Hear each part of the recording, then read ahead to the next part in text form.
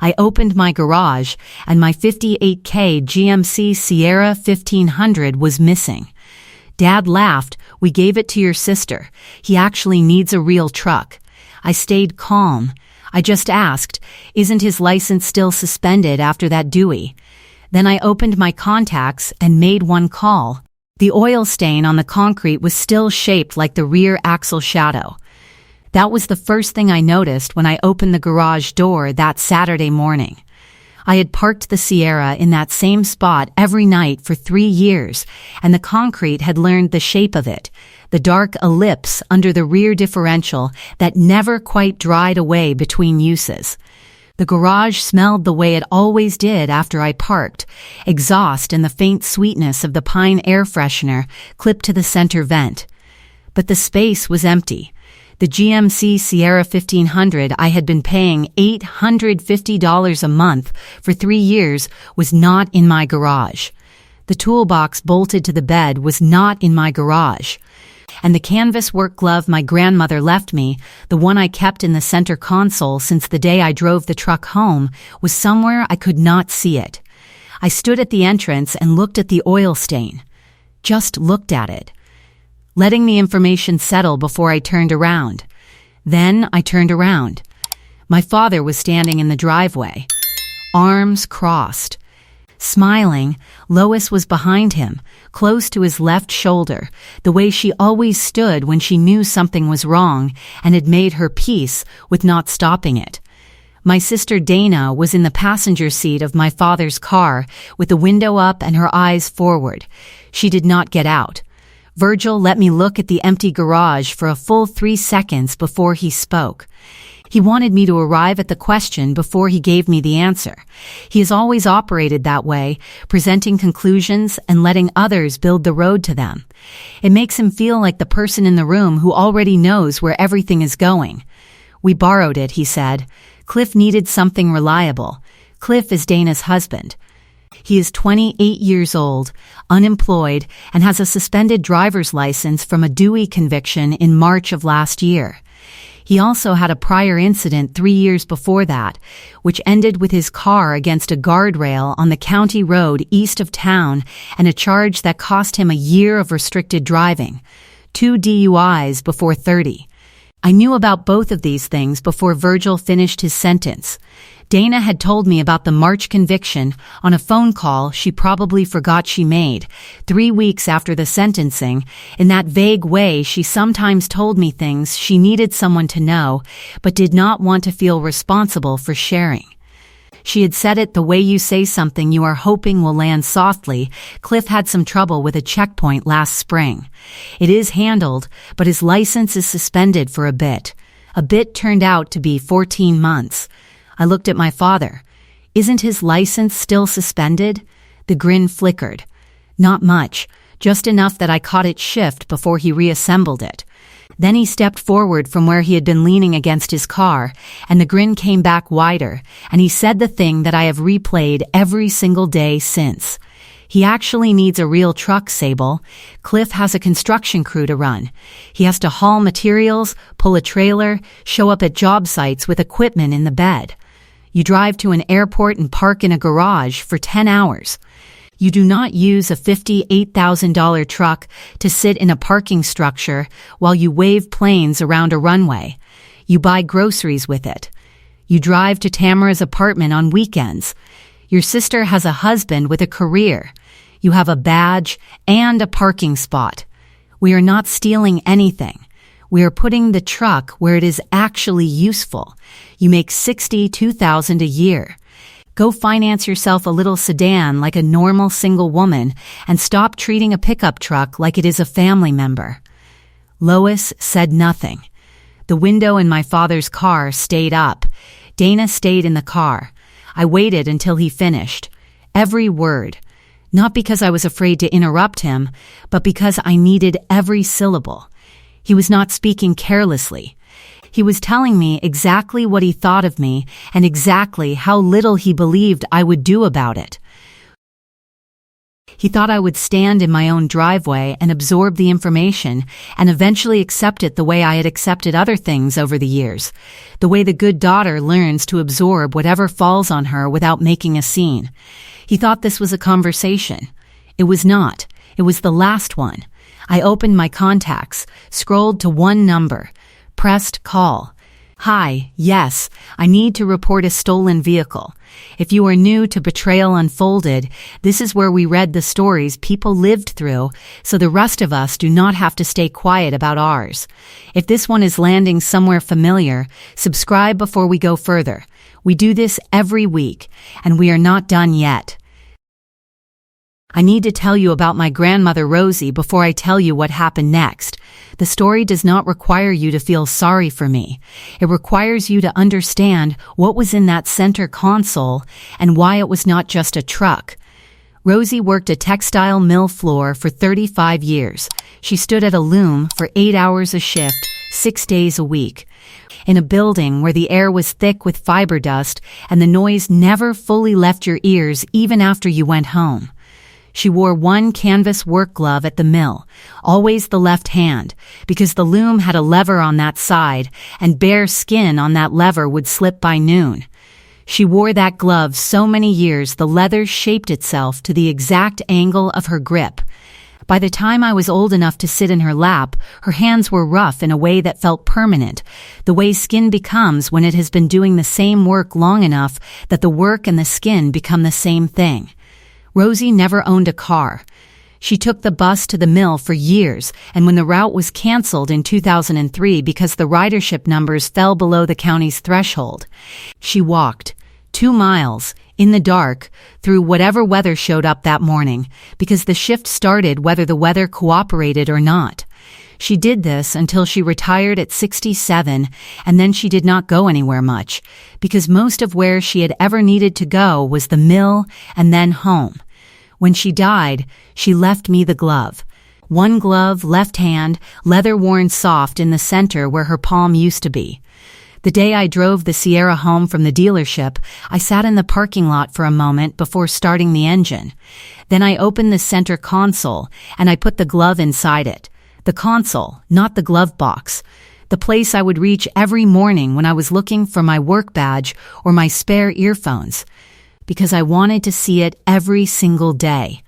Because that truck was the first vehicle anyone in my family had ever owned new.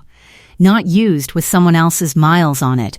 Not passed down from someone who had stopped making payments. New with my name on the title, financed with my credit and my income, which were both mine because I had built them. Rosie walked 2 miles in the dark for years.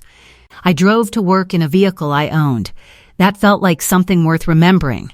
I had kept the garage code my father set when I moved in 4 years ago. He installed the opener himself, drove to the hardware store twice because he bought the wrong mounting bracket the first time, came back with coffee for both of us on the second trip without being asked. He had called the week before and asked if I needed help with anything in the new apartment, which was something he had not offered in years, and I had mentioned the garage door opener the previous tenant had left half assembled. He showed up Saturday morning with his tools already loaded in his car, and we did not talk much while he worked. But we had lunch at the diner afterward, and for an hour something existed between us that had been away for a long time. I went home and entered the code he had set, and I kept it because I wanted that afternoon to mean something. A man who spends his Saturday setting up your garage door opener does not use that access to steal from you. That was what I believed. That belief cost me $280 in impound fees and a Tuesday morning I will not get back. That belief cost me $280 in impound fees and a Tuesday morning I will not get back. The police found the truck at 11:40 that Saturday morning. Route 9. 2 miles from my apartment. Cliff had been stopped for rolling through a light. The officer ran the plates. The registration flagged immediately because the stolen vehicle report had been filed 45 minutes earlier at 10:14 a.m. by the registered owner. The officer ran Cliff's license next. Suspended since March. prior Dewey on record. He was arrested for driving on a suspended license. The truck was impounded. I almost let Virgil keep talking when his name appeared on my screen at 11:52 that morning. My phone rang and I watched the screen, and my thumb hovered over the green icon before I stopped myself. Because I knew what that call was. It was not an apology. It was an explanation, a version of the morning designed to compete with the one I had already lived, packaged to sound reasonable before I had time to get the full picture. The moment I answered, his framing would be in the room with mine, and I needed the room to myself until I had everything I needed. So I let it ring. By the end of the day, he had called 4 times. I let all 4 go. At 5 in the afternoon, Tamara came. She is a gate agent at the same terminal where I work, and she arrived still in her airport uniform, straight from a closing shift. Her lanyard still around her neck. She sat on the porch steps, and I sat next to her, and for a few minutes neither of us said anything. My hands were shaking, not from fear. From anger I had held together through the whole morning, through the police call, through the hold music at the impound office, through 3 hours of keeping my voice completely level with everyone who needed something from me. There is a version of control that costs you something. You pay it in the moment and collect the debt somewhere private later, when the people who required the control are no longer watching. Now, on the steps, with only Tamara, my hands collected what the morning owed them. He laughed, Tamara said. Her voice was quiet, not soft. Quiet the way someone gets when they are choosing their words carefully, because the ones that come to mind first are too large for the moment. He stood in your driveway and laughed while a man who cannot legally drive left with your truck. I should have changed the code, I said. She turned and looked at me directly. You should not have to lock your garage from your own father. That is not a security failure. It is a family failure. Those are 2 entirely different things. And you are not responsible for the second one just because you left room for it. We stayed on the steps until my hands went still, until my breathing went back to the pace of someone with a plan, not someone coming apart. Tamara did not tell me what to do. She just stayed until the shaking stopped, which is what she has always done, which is why I texted her before I texted anyone else. At 7 that evening, Egan knocked. He is my neighbor, 42, works an early shift at the distribution center on Mercer Road, and he is someone who waves from the driveway but does not cross into your business unless he has a reason. He stood at my door with his hands in his jacket pockets and said he had been thinking about whether to come by all day. He had been on his porch at 6 that morning before his shift, and he had seen my garage open. He had seen Cliff climb into the driver's seat of the Sierra, and then he had seen my father walk around to the passenger side and get in. I thought maybe you knew, Egan said. I thought maybe it was planned, and I just did not know about it. But then I saw the police report on my neighbor's phone at noon, and I figured you should know what I saw. Did you see which direction they went? I asked. South on Ellery, toward the highway. He paused. I can write it down if that helps. It does, I said. All of it. The 2 of them had driven away together. Virgil did not hand over the keys and go back inside. Virgil sat beside a man with a suspended license and rode along while he drove my truck off my property. I asked Egan if he would write that down. He said yes without hesitating. Monday morning, I drove to Memra's car to the impound lot on Tillman Road, paid $280 at the cashier window, got the keys and the release form, walked to the truck. I opened the driver door, reached across to the center console, opened it. The glove was exactly where I had left it, folded with the worn palm facing up. I picked it up and held it for a moment, just long enough to feel what I needed to feel. Then I put it back, closed the console, and got out to document the truck. 4 scratches on the passenger side bed rail, parallel lines like something metal had been dragged across the finish, a dent in the tailgate, center right, the shape that comes from reversing into something solid and low. I photographed everything, logged the photos with a date stamp, and sent copies to a folder I kept for this purpose.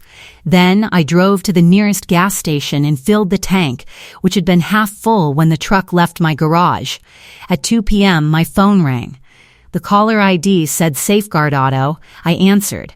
Miss Meeks, this is Deanna calling to confirm a policy change request. Someone contacted our office requesting to add a Clifford Meeks as a covered driver on your policy.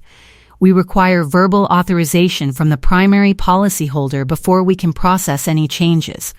Do you authorize this addition? 2 full seconds passed before I answered. I did not make that request, I said. I understand. Can I ask if you are aware of anyone who may have called on your behalf? I asked for the date and time of the request. She gave them. I asked for the last 4 digits of the number the call came from. She gave those too. I recognized the number. It was my father's cell phone. Virgil had called my insurance company and requested to add Cliff to my policy. While I was still paying for Cliff's impoundment, while Cliff was still in processing from his arrest, Virgil had picked up his phone and called Safeguard Auto and asked them to make a man with a suspended license a covered driver on the policy registered in my name. The insurer had stopped it because they require verbal authorization from the policyholder, but the call was in their system, time-stamped, phone number attached. Deanna said she would flag it in the file. I called Pryor that afternoon. He is a civil attorney I had worked with 2 years ago on a lease dispute, 46 years old, efficient, someone who delivers exactly the timeline he promises and puts everything in writing without being asked. I laid out the full situation, the police report and its filing time, Egan's statement, and what it established about Virgil's presence in the truck, the insurance call log. The damaged photographs, Cliff's prior DUI, the suspended license, and the conversation in my driveway word for word. Pryor told me to send all documentation before the week was out and he would have a demand letter drafted by Friday. I sent everything that evening. Then I drafted the text, not a confrontation, not an accusation, a document in message form. I sent it to Virgil, Lois, and Dana in a group thread at 9:47 p.m. It contained the police report number and the time of filing, a summary of Egan's statement, including Virgil's presence in the passenger seat, the date, time, and partial phone number from the unauthorized insurance call, the photo file names and damage descriptions, and a single line at the bottom. Pryor will send a formal demand letter Friday. If you would like to discuss terms before then, come to my apartment Wednesday at 6. I will be home. I set the phone down, made tea, went to bed. I almost did not send that text. I sat with my phone in my hands for about 20 minutes after writing it, reading it over, thinking about what it would set in motion, because sending it meant that what happened in my driveway was not a misunderstanding that could be explained away in a phone call. It meant the next conversation was about consequences, not feelings. And part of me had been trained for a long time to believe that choosing consequences over feelings was the thing that made you the difficult one. I read the text one more time. Then I thought about the impound lot and the scratches on the bed rail and the tank that was almost empty, and I sent it. If you are still with us on Betrayal Unfolded, you know the stories never end with the first move. They end with what you do with what you find. Subscribe if you are not already here. What comes next is where it all lands. The night before they came, I found the last piece. Tamara found it because Dana's Facebook was public, and Dana had been posting often enough to build a timeline anyone could follow. 7 weeks before the morning, my truck disappeared. Dana had posted a photo of Cliff at what looked like a job site, hard hat, orange safety vest, concrete mixer in the background, a caption about him finally getting started. One of her coworkers had commented in the thread, "Wait, I thought he got let go from Allied? Did he find somewhere else?" Dana had replied with a laughing emoji. The thread went quiet after that. Tamara screenshotted the exchange and sent it to me without comment. The next morning, I called Allied Construction's main line. I identified myself as a private party and asked whether Clifford Meeks was on their current roster. The HR coordinator put me on hold for 45 seconds. When she came back, she said he was not. She did not give me dates or reasons. She did not need to. The Facebook photo had a timestamp. Cliff had posted from a job site 6 weeks before my truck went missing, and he had not been employed at Allied for at least that long. The job site photo was from somewhere he no longer had a reason to be. The caption about finally getting started was a caption about starting something that had already ended. There was no construction crew starting Monday. There was no new job replacing the old one. Cliff had been unemployed for at least 2 months before the morning my father sat in the passenger seat of my truck, and everyone around him, Dana included, had been maintaining the appearance of a career that did not exist. The job site photo was part of that maintenance, the orange vest, the concrete mixer in the background, the laughing emoji when someone nearly saw through it. And the truck, my truck, was the final piece. If the neighbors and Virgil's co-workers saw a pickup parked in Dana and Cliff's driveway every morning, the conclusion would write itself. That was what the $58,000 was for. Not hauling materials, not pulling a trailer. Cover. They arrived at exactly 6 on Wednesday. I opened the door before Virgil could knock. He and Lois stood in the hallway, and I stepped back to let them in. Dana was not with them. That gap was informative in its own way. She knew what was coming, and she had decided that whatever happened tonight was something she would hear about secondhand. Virgil sat on the couch. Lois sat beside him and folded her hands in her lap. On the coffee table, face up, was a printout of Pryor's demand letter. Virgil had already seen the text with the police report number and Egan's statement and the insurance call log. He came into my apartment carrying all of it in his head. There was no revelation left to stage. The conversation was going to be about terms and what happened next, not about what I knew or did not know. In the kitchen, on the counter, my keys were on their ring. Single set, the spare in a deposit box at the bank. The garage code was already changed. I had done all of that Saturday morning before I drove to the impound lot, before I did anything else. I had changed the code, and then I had gone to get the truck back, in that order, because the code mattered as much as the truck did. His voice was lower than it had been on Saturday. Not quiet, lower, the register of someone who has been running numbers all week and does not like where they land. "We can work this out," he said. I almost said, "Tell me how," just to hear what the offer was going to be. Part of me was curious what number or condition he had prepared, what the math looked like from where he was sitting after 4 days of Egan's statement and the insurance agent's call log and his coworkers moving to different tables. Then, I thought about the glove in the console of the truck parked outside. Rosie never had a version of this conversation. She never had anything to negotiate over because there was nothing to take from her. I was having this conversation because I had built something worth taking. I was not going to give the conversation more than it had earned. "I know about Allied Construction," I said. "I know about Allied Construction," I said. He went still. Not the stillness of someone processing new information, the stillness of someone who has just heard the specific word they were hoping would not surface. "Cliff has not been employed there for 2 months," I said. "He was let go while that job site photo was still sitting in Dana's camera roll." The coworker who asked if he found somewhere new got a laughing emoji because Dana could not answer directly without unraveling the whole story. "There is no construction crew starting Monday. There is no job. He has been unemployed since before any of this happened. You took my truck so the neighbors would stop asking why Dana's husband is home at noon on a weekday. You used a vehicle registered in my name with my insurance financed out of my income as a prop to manage what other people thought of your son-in-law's situation." Lewis's hands tightened in her lap.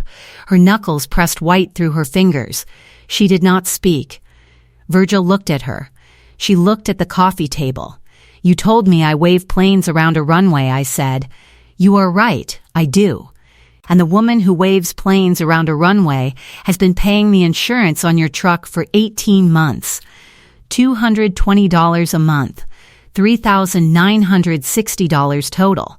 Before you suggest that was my choice to make, Lewis's phone bill has been leaving my account automatically for 24 months. $95 a month. $2,280. $6,240 combined pulled out of my account and into this family's operating costs, while you were making decisions about my truck. I leaned forward, elbows on my knees. Cliff's license has been suspended since March. You knew that when you climbed into the passenger seat Saturday morning. Egan was on his porch at 6 a.m. and he saw you. He wrote it down and gave it to my attorney. Cliff's prior Dewey is on his record, 3 years ago. Guardrail on the county road east of town. You put a $58,000 truck registered in my name into the hands of a man who cannot legally put the key in the ignition, and you sat next to him while he drove it away. I called the police at 10:14 that morning. They found the truck at 11:40 on Route 9. Cliff was arrested for driving on a suspended license. The truck was impounded. I paid $280 to recover it, and Tuesday, your phone number showed up on my insurance company's call log. You called Safeguard Auto and tried to add Cliff to my policy without my knowledge and without my authorization. The insurer required verbal confirmation from the policyholder, and they called me. The request did not go through, but the call is in their system. Timestamped, your number attached. Prior has a copy. The demand letter covers the impound fee, the truck damages, the 18 months of insurance I paid on your vehicle, and the 2 years of Lois's phone bill. $9,720. You have 30 days from Friday.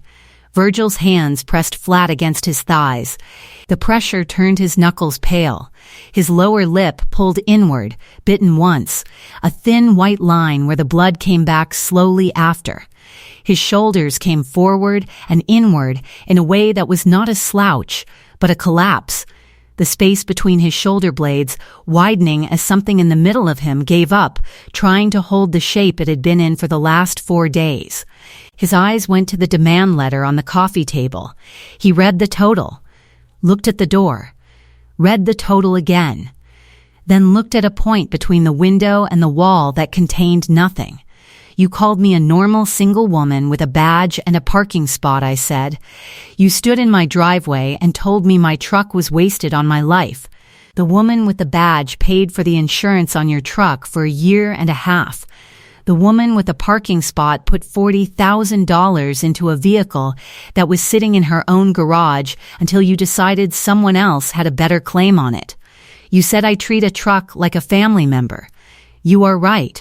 I do. Because the truck was there every morning. The truck did not take things from my garage while I was sleeping. The truck did not stand in my driveway telling me what I deserved. Virgil looked up. Something behind his eyes tried to reach for the version of himself that walks into rooms and tells people how things are going to go. It moved toward it. It did not reach it. All right, he said. The voice was quiet now, the grin completely gone and not coming back. We were wrong. I know we were wrong. I should not have done it without asking. We are sorry. Let Cliff keep the truck until his license gets reinstated. 2 months. He does the defensive driving course, pays the SR-22 filing, gets the restriction lifted, and we bring it back. 2 months, Sable, that is all. I picked up my phone, opened Pryor's email, found the line. Demand for restitution in the amount of $9,720, payable within 30 days of receipt. I locked the screen. Pryor delivers Monday. The truck is already in my driveway. There is nothing left to give back. I stood. This is the last dollar. The last insurance payment on your truck. The last phone bill for Lois. The last time anyone in this family touches anything with my name on it without asking me first. The garage code changed Saturday morning. The spare key is in a deposit box. If Cliff drives anything registered to me again, I am not calling you first. The call goes to the police the same way it did last Saturday. Virgil stood. Lois stood a beat after him, timing it the way she always has, waiting for him to move before she commits. They walked toward the door. I opened it. You gave my truck to a man who cannot legally drive it. His license was suspended in March. You knew. The police know now. Virgil stepped through without turning. Lois stopped for a half-second in the doorframe. Her hand was on the jamb, and she looked at me with something I could not name precisely. Not guilt, but something in the territory of it. Something that had started to form into words at some point and had not followed through. Then she stepped into the hall and followed him toward the elevator. I locked the door, sat in the spot on the couch where Virgil had been, did not call anyone, did not text anyone. Let the silence do what noise had been preventing for years. Before I went to bed, I sent 2 requests from my banking app. One to cancel the automatic insurance payment on Virgil's truck, which I had been covering as an ongoing favor for 3 years, $220 a month, because he had said once that his premium was too high and I had agreed to split it and it had never been revisited. One to cancel the automatic payment on Lewis's phone bill, $95 on the 14th of every month for 24 months, which had started as a temporary help and had become permanent the way temporary things do when nobody sets an end date. Both canceled, both confirmed with a notification at 11:43 p.m. The garage code had already been changed. Saturday morning, before I drove to the impound lot, a number I chose myself, entered once, confirmed once, stored in a notes app behind its own passcode. The body shop where Virgil works is on Callard Street. 14 years he has been there. His coworkers know him in the accumulated way of people who have shared the same break room since before some of them had children, who have seen each other's bad weeks and borrowed each other's tools and split the cost of the break room coffee machine when the old one finally stopped working. They know his moods. They know how he takes things. And in a town our size, when something happens to one of them out in the world, the break room usually hears about it before the week is over. The arresting officer on Route 9 that Saturday had a wife who worked the morning shift at the diner 2 doors from the shop. She was not a gossip by nature. She was just a person who lived in the same town and knew people, and mentioned in the course of ordinary conversation over the following days that the police had pulled over a truck on Route 9 Saturday morning and arrested the driver for a suspended license, and that the truck belonged to a woman who had filed a stolen vehicle report about it that same morning, and that the registered owner's last name was one that more than one person at the diner recognized. By Monday of the following week, the break room had the general shape of it. One of Virgil's co-workers, Frank, had been on the body shop floor longer than anyone there. He asked Virgil directly at the lunch table, not with cruelty, just with the straightforwardness of someone who believed in knowing where things stood. Your daughter's truck, the one you gave to your son-in-law with the Dewey, that the one the police pulled over on Route 9? Virgil did not answer fast enough. A second man put his sandwich down on the table and looked at Virgil steadily. My daughter is 26. If somebody drove her car out of her garage without her saying yes, I would call that stealing. What would you call it? The third man at the table said nothing. He picked up his lunch and his drink and moved to the window seat on the other side of the room. He did not look back. He did not speak to Virgil again that afternoon, and for the rest of the week he did not sit at the same table. Virgil ate alone. He ate alone every day of that week, finishing his lunch in less time than it usually took him, leaving the break room before the others did. The shop manager noticed. Virgil said his appetite had been off. 14 days after the morning I found my garage empty, Pryor sent the certified demand letter by mail to both Virgil's address and Dana and Cliff's apartment. $9,720. Joint liability. 30 days to respond. In Dana and Cliff's apartment, the letter sat on the kitchen table for the better part of an afternoon before Dana opened it. She had known it was coming since the night I sent the text, since the group thread that had her name in it alongside Virgil's and Lois's, with the police report number and Egan's name, and the insurance agent's call log and the words formal demand letter Friday. She had known it was coming, and she had not called me, and she had not shown up Wednesday night, and she had not sent a message of any kind in the 10 days since. So the envelope sat on the table and she made dinner around it, and then finally, after the dishes, she sat down and opened it. Cliff's bail had been $2,500, which Virgil had paid in cash the afternoon of the arrest. The attorney Cliff hired cost $3,400, drawn from Dana's savings account because Cliff did not have a savings account with money in it. His driver's license reinstatement would require a defensive driving course, an SR-22 high-risk insurance filing, and a $500 state administrative fee, with a 6-month minimum from the date of the arrest before he was eligible to apply.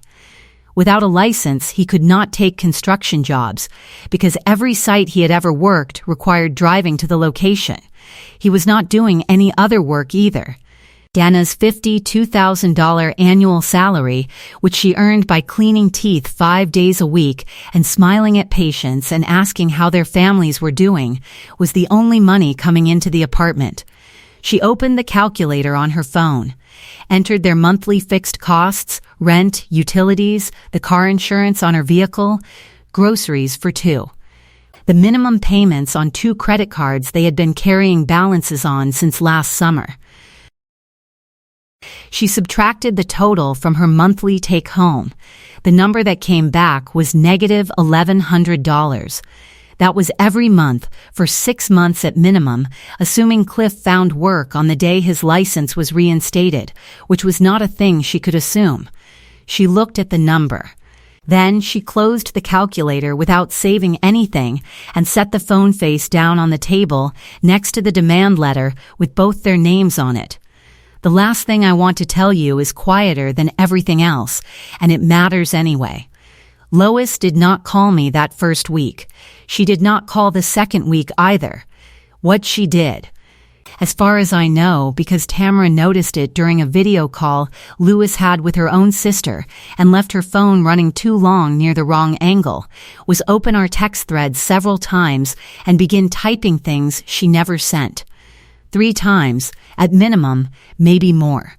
I should have stopped him when with a blank after it where she ran out of a sentence. The truck was wrong, and I with the same. Sable, I need you to know that your father with 5 more words after father that she deleted and then the whole thing.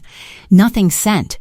The cursor sitting in the compose field, blinking until she backed out of the draft entirely. The last message in our thread is a photograph she sent 3 weeks before any of this happened. Tomatoes from her garden, round and red, with a small heart emoji below them. Nothing after it. Below the tomatoes and the heart, just the blank gray of the end of a conversation that is not continued. I want to tell you about the Saturday 2 weeks later, because that is where this story actually lands. I woke before my alarm, made coffee in the kitchen while it was still dark outside, the apartment quiet the way it only gets before 6 in the morning when the traffic on the street below has not started yet, a quiet that belongs to you alone if you get up early enough to claim it. I put on my jacket and picked up my keys off the counter and walked to the garage. The oil stain was still there on the concrete, the same shape it has held for 3 years. Rear axle shadow. The dark record of every morning I came home and parked in the same spot and went upstairs and made dinner and went to bed. 3 years of that routine pressed into that concrete. That shape that does not wash away because it is not surface, it has gone deeper than that. I pulled the Sierra in and parked directly over it. The shadow fit exactly. the way it always has. I turned off the engine, sat with the garage door still open, and the early morning light coming in from the east end of the block, the light that is not quite gold yet at this hour but is on its way. Then I got out, went to the keypad on the interior wall, the one Virgil had installed on a Saturday 4 years ago with the wrong mounting bracket the first time. I looked at it for a moment. Then I entered the new code. My code, the one I had chosen and entered and not written down anywhere my father could find. The garage door came down slowly, the way it always has, the mechanism making its familiar grinding note as the panels settled into the frame. The light in the garage shifted. Then it was just the interior bulb overhead, and the truck and the stain on the concrete visible at the edges around the tires. The demand letter was at Pryor's office with a certified mail tracking number. $9,720. 22 days left in the 30-day response window, which Virgil and Lois and Dana all knew about because they all received copies. Across town, Virgil was finishing another week of eating lunch in the break room alone, one table over from where Frank and the others sat. Dana's calculator showed the same negative number every time she opened the app. Cliff's driver's license would remain suspended for 5 more months at minimum before he could even apply for reinstatement, which meant 5 more months of Dana's salary covering both of them, plus the attorney, plus the SR-22 filing fee, plus the court costs from the arrest, plus whatever the demand letter eventually required. Lois's draft folder still held 3 messages that had never become messages, cursor blinking at the end of sentences that never found their endings. The last thing in our text thread was tomatoes with a heart emoji, and below it, nothing. And in my garage, 1 truck, 1 oil stain, 1 set of keys on 1 ring, in my jacket pocket. The garage door down. The code on the keypad mine and no one else's. The automatic insurance cancellation on Virgil's truck had processed. The automatic payment on Lois's phone plan had been canceled. Both gone on their scheduled dates without any drama, the way things go when you remove them properly. Tamara texted at 8:12 a.m. Breakfast Sunday? I held the phone and read it. Then I typed back yes. My grandmother walked 2 miles in the dark for years so that the shift would not have an excuse to start without her. She wore 1 canvas glove on her left hand, and she kept her grip steady on a lever for 35 years. She never owned a car. The bus route ended, and she walked. She retired at 67, and she left me a single worn glove and a lesson about what it means to hold on. I own a truck.